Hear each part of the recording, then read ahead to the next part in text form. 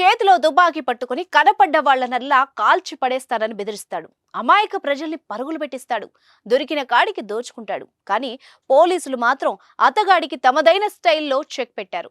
విశాఖలో most wanted rowdy sheeter గసగసాలు ఎట్టకేలకు పోలీసులకు చిక్కాడు. Avira Women's Day special offer 50% off on IUI IVF valid till 8th March.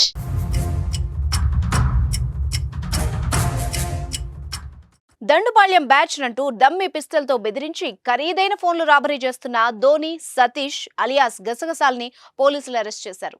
Dummy తుపాకీతో డబ్బులు వసూళ్లకు పాల్పడుతున్నాడని వరుస కంప్లైంట్స్ రావడంతో నిఘా పెట్టిన పోలీసులు గసగసాలతో పాటు వంశీ కుమార్ అనే అతడి అనుచరుని కూడా అరెస్ట్ చేశారు.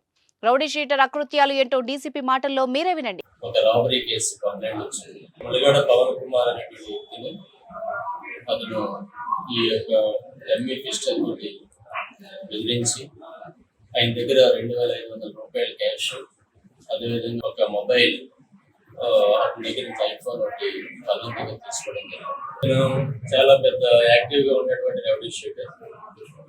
ఈ రాబరీ కేసుతో కలిపి ఇతని మీద మొత్తం 30 కేసులు రిజిస్టర్ అయి ఉన్నాయి. దీంట్లో 12 కేసుల్లో ఇప్పటికీ ట్రయల్ నడుస్తూ ఉంది, కోర్టులో ట్రయల్ నడుస్తూ ఉంది.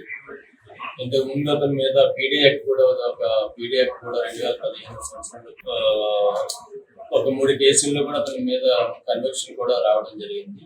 సో అతన్ని అరెస్ట్ చేయడం జరిగింది. ఈ సందర్భంగా ఇక్కడ ఉన్నటువంటి ప్రతి ఒక్కరికి తెలియజేస్తున్నాను, ఎవరైనా కానీ ఇటువంటి రౌడీ కార్యకలాపాలకు పాల్పడితే పోలీసులు చూస్తూ ఊరుకోరు, కఠినమైనటువంటి చర్యలు తీసుకుంటారని చెప్పేసి చెప్పడం జరుగుతూ ఉంది.